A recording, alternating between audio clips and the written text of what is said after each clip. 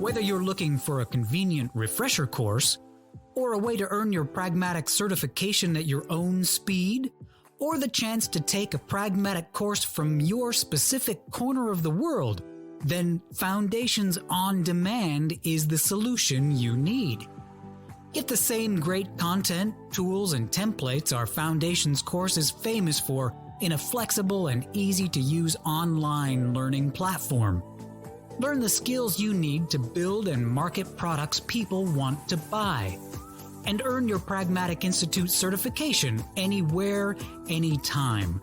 No more travel worries, no more time zone issues, just truly great training. Experience the new way of training with Foundations on Demand from Pragmatic Institute. Visit pragmaticinstitute.com/foundations to learn more.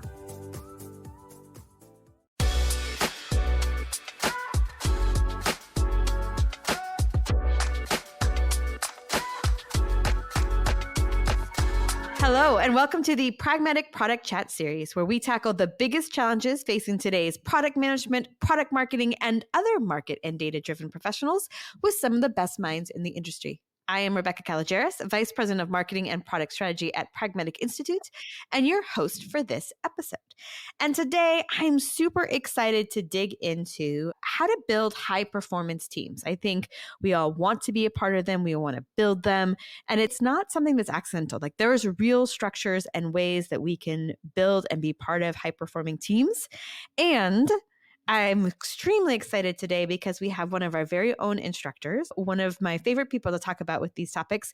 Amy Graham is going to join us and talk about some of the things that she's done in her career, things that she's seen from teams that she has taught about building high-performance teams. So welcome, Amy. Thank you, Rebecca. Happy to be here. All right, Amy, first, for those people listening who have not had the opportunity yet to be in your classroom, talk to me a little bit about your background and why you are so passionate about product management. So let's see. I started off my career in different areas of the business, but eventually found my way into the development side of the organization.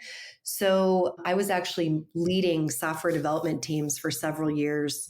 I didn't really have a whole lot of experience. I had never been an engineer, didn't ever write a line of code in my entire life, but was really, really, really excited about this opportunity. And so I took on the responsibility of managing the development efforts, which meant I was going to lead engineers, business analysts, project managers, you name it.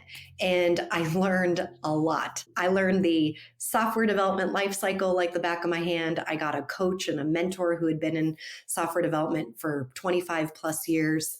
I read everything I could possibly get my hands on, took training classes, and eventually ended up becoming the director of technology solutions. So I took the development teams through a lot of different product builds. So we've created mobile apps. I've done a lot of consumer-facing portals, if you will, tons of custom development on like really large CRM platforms like Salesforce, Microsoft Dynamics. Also done some smaller custom development projects like building survey engines or content management tools, different things like that. It was incredibly exciting. After doing that for several years, I actually went to the other side. So I stepped out of development, thought my development team was going to be super excited that I was then going to be their counterpart in product. And they actually told me, "You're going to the dark side." And I said, "What do you mean?" And they're like, "You're going to the dark side." And after I was in product for a period of time, I figured out what they meant by that. But it was such an amazing experience for me to have the development background when I stepped into product. One, it made me more empathetic to what happens in the development world, but it also forced this partnership between product management and our engineering team, including our design practice, which I think made all the difference in the world. So I am incredibly passionate and excited to talk about building high-performing teams when it comes to product and development. And I think it's one of the key points, and one maybe I didn't stress enough in the intro. Like, you don't get to be a great product team without having a really great connection with development. Right. That's Exactly. how it works, right? So you can't be a great team in isolation. You're not doing, something's not going to work there. And I love the perspective that you bring to it, having been on both sides. So it's not just being like, I think, I've empathized and I've worked with them a bunch, but really having walked in both sets of shoes, I think is a great perspective that you bring to the conversation. Absolutely. And just as a side note, it even goes beyond the actual technical space, like beyond development, like operations, Mm-hmm. operational readiness, your sales teams, your customer success, your account management. And I was director of ops for a period of time, which I think also was incredibly valuable for me to get that really, like, just have a really well-rounded background to build the partnerships and trust and collaboration we needed across the teams. And I think that is unique to have all those backgrounds, but I think it's super powerful. And for those listening who can't necessarily do the roles, I think also being as curious about those areas as you are about your own is a way to build those bridges too. Yes.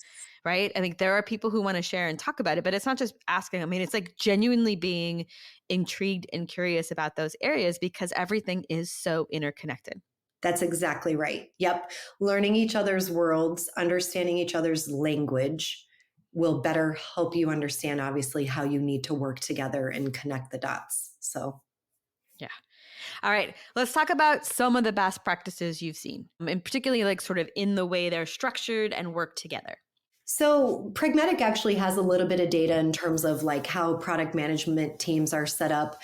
As you know, Rebecca, we don't prescribe one way over the other. Mm-hmm. We do have a little bit of data though. So, like, for example, some recent survey results said that 33% of product managers report into a product management function.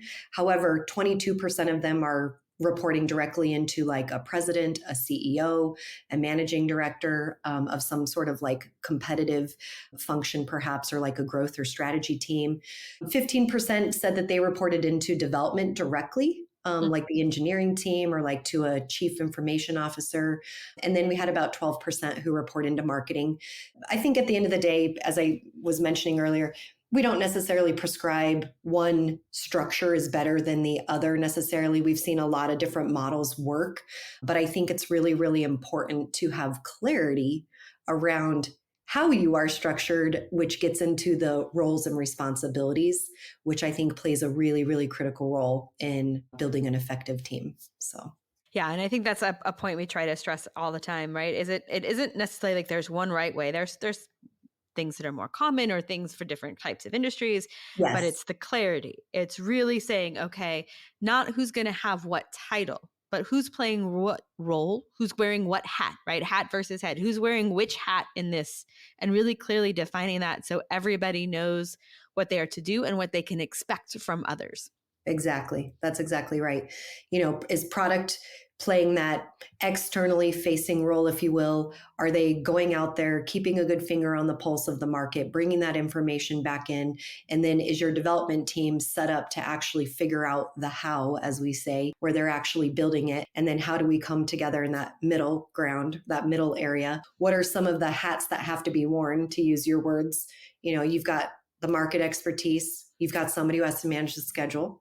You've got a design practice or a design function or a design hat that has to be worn. Maybe that's UI design. It could be UX design. It could be industrial design, business process design, depending on the types of products you're making. You've got engineers. So you've got that build hat. And then you also have a testing hat. So really, really, really critical to understand, do we have the basic proficiencies covered?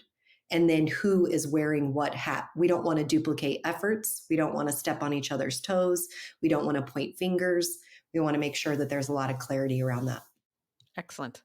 All right. So now we've got who's doing what. How do we assure alignment though, right? How do we make sure that not only do we have the definition, but how do we make sure it's really an effective team? So for the folks who might be listening to this that have not attended our build course, for example, one of the really important concepts or topics that we teach and talk about is that it's really important to understand what type of team you have So let me give you an example. Pragmatic basically has it boiled down into two different types of teams. So we've got one that we refer to as a high market knowledge or an effective team. And then we've got a second team that we refer to as a dependent team. We believe that there is absolutely a direct correlation between the level of market knowledge your team has and the need for detail. And we're not trying to teach, the point of that is not to say like, hey, an effective team or a high market knowledge team is the right kind of team. There's actually been hundreds of thousands of products created from dependent teams. For example, Apple, they take their specs, they ship them overseas, and that phone comes back, right? So one is not necessarily better than the other, but it's really important for product teams to understand what type of development team they're working with specifically. Mm-hmm. Are they high market knowledge? Are they low market knowledge? Because it changes the ways that we work together. It affects the level of detail we have to provide. And just to speak to our agile audience, anybody who's out there practicing some flavor of agile or scaled agile, whether it be SAFe or Scrum or Kanban or whatever it is, if you really, really, really want to reap the benefits of an agile development team, we have to make sure that they have high market knowledge. They know our world. They understand our industry. They understand our personas. They're familiar with our space. That's the only way to get away with less documentation, less artifact, and to have more conversation, more collaboration, which is part of the Agile Manifesto. So I think the point is the very first thing, if we just go back to basics, is when we're thinking about alignment and creating that effective team, we have to understand what we're working with first, right? So is it high market knowledge? Is it low market knowledge? What is the required detail needed? How are we going to produce requirements? What kind of artifacts would we give? What does this cadence look like? Because then we understand where we play a role, how we need to partner, which obviously leads to that effective piece. We also talk about one other really big key piece, which is trust. So understanding your teams and everything we've talked about up until this point, but like making sure that trust is present is just invaluable. If we don't trust each other, if product marketing doesn't trust product management and product management doesn't trust development and development doesn't trust product, we could be doomed. I mean, it affects everything. It is like the number one pillar that we have to have in place for an effective team and to gain alignment across our organization. I mean, you can just see that when you have trust, you assume good intent, right? Yes. And the amount of energy that is spent and lost when they're assuming bad intent, right? The assumption is they're not right. The assumption is they haven't thought about X, Y, or Z, or the assumption is they're not taking into account our things. There's so much extra energy used there that when we have trust and we're all coming at it from that same place of understanding the efficiencies and also just how much we enjoy it, right? How much enjoyment, pleasure we get out of what we do is entirely different. Oh my gosh, everything you said is completely on point.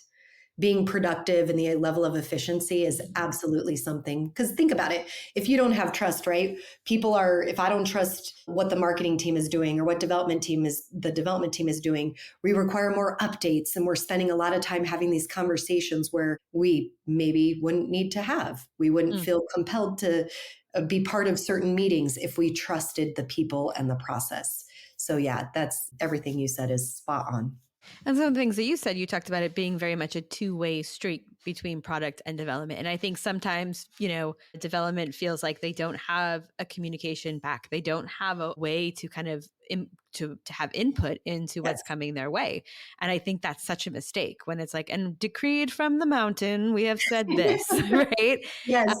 It just doesn't get buy-in in the same way. Yep, you're exactly right. It absolutely has to go both ways. And that's something that is, I don't know what the right word is. Like, I think it's something that's really special when you can achieve that because it's so important. Engineering, development, whoever it is, they have to understand the world of product. Product has to understand that world. We gain a mutual respect for each other. We understand what each other's doing and the hardships, the challenges, the good stuff, like the good, bad, the ugly, if you will. And more importantly, how we can actually support and work together. So. And I know that you have some advice, like even to think of the artifacts, the roadmaps, and in terms of how we get that two-way streak of conversation. How do we get development and where do we get development's input so that it's all aligned? Yeah, gosh, so many things to say there. um, well, first of all, I think hopefully everybody listening knows how important it is to have a product strategy that aligns, from top down, of course, but early on in your process, I'm a big fan. In fact, I'm a huge champion of pulling in somebody from that development team, whether it's your lead developer, your senior architect, whoever it is, and having them be part of this process, right? In a very collaborative way from the beginning, having design be part of that road mapping stage. And really, as we're thinking about everything from release planning to writing initiatives or epics or stories or doing our sprint planning and our iteration planning, all that stuff, like every step of the way, having a partner on the different teams, if you will, being part of this process makes a huge difference.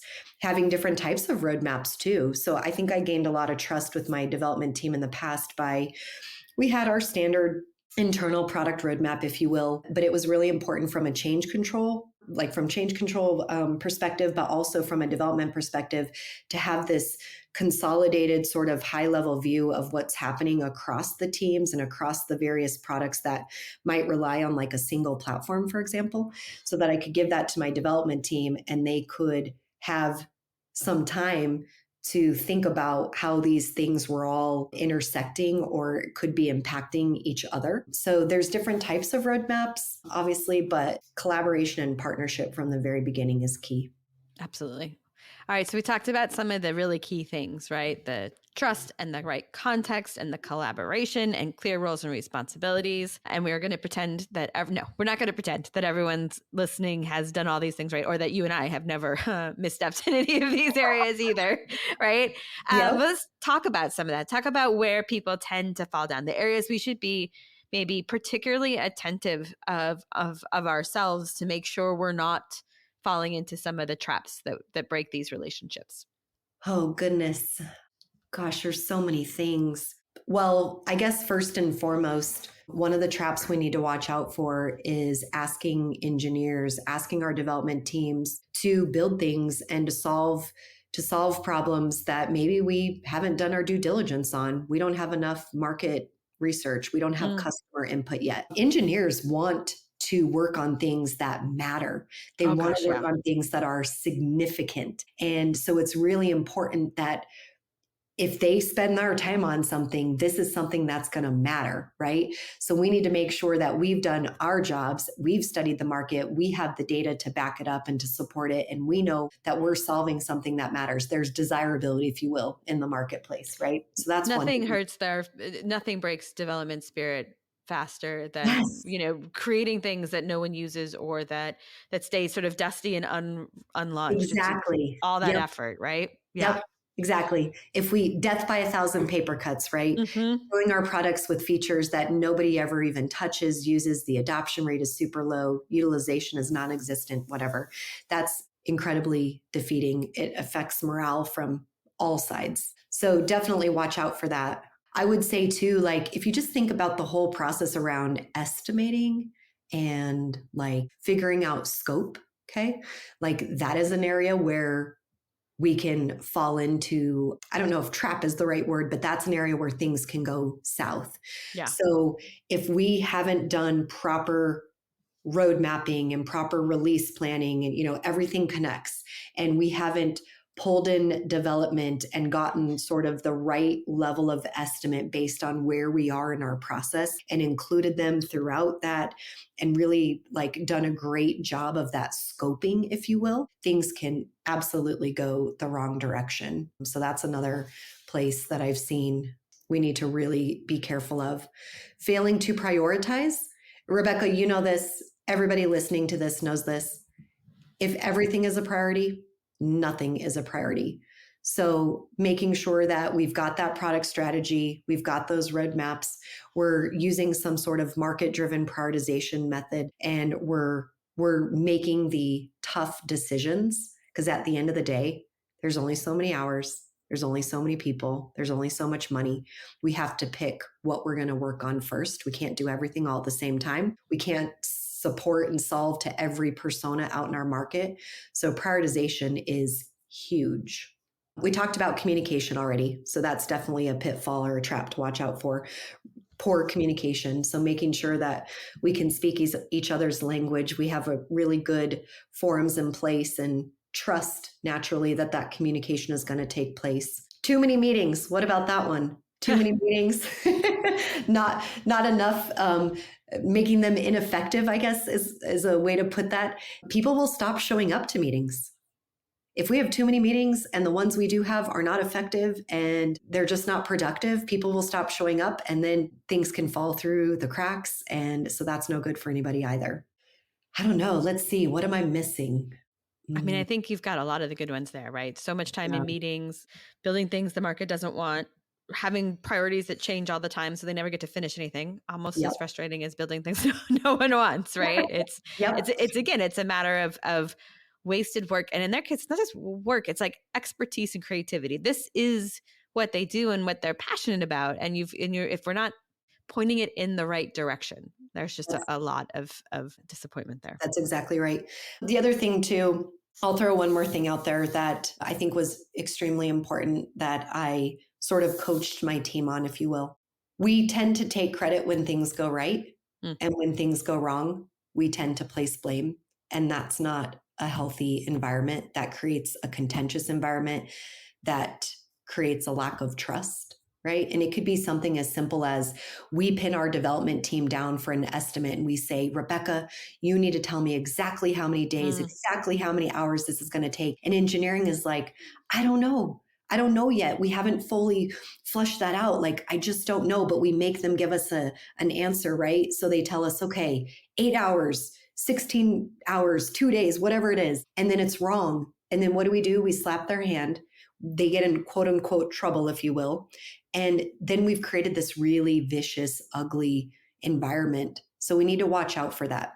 It's easy to take the credit and it's also easy to place the blame, but that creates a really rough culture and environment to be in. So we need to be very careful about how we treat each other, the respect we have, and making sure that we're supportive from all aspects, if that makes sense. Yeah. And I think there is an extra responsibility in this area on the product managers, because I think we often have the mic in front of the execs or in front of the different organizations more than the developers we're working with. Not always, but often. Yeah. Right. And so the burden falls a little bit more now. And we may feel like the one throat to choke if it doesn't go right. But it also, we have to continually make sure that we shine the lights in the right places. Absolutely. Yep. Without a doubt. So with all that in mind, Amy, if you were going to have people listening, like think of 2 or 3 things that they should really think about and keep in mind to create a team. And I love when you say this, that a team of product managers that engineers love. They are excited to work with. I think that's like a great sentence just to remember what your goal is to create a team to be a product manager that engineers love. They want to work with. Yep. What are the sort of like the big 2 or 3 things that you would have them focus on? Oh man, help your teams master their craft, as we call it. Okay. The product management craft. So help them master their craft, give them the professional development skills that they need to do it, give them the experience, give them the exposure, literally treat that as a craft and help them master it. So that's one. Secondly, would be to put a ton of focus and a ton of energy into what we discussed earlier around alignment of those teams and really good communication. You know, we talk about stakeholder management in our build course, and sometimes it seems very kind of elementary, right? It's like this is foundational, but it's so important. And sometimes the answer doesn't have to be something super magical or highly scientific. It's right in front of us. It's going back to basics.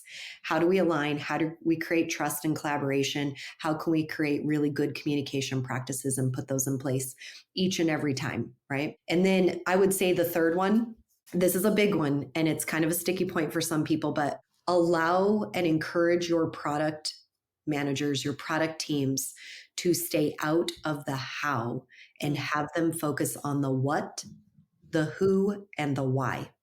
So if we can bring the problem to the table, if we can bring the persona, the person that's experiencing the problem, if we can understand the use scenarios behind it, if you will, like why does that problem even manifest in the first place?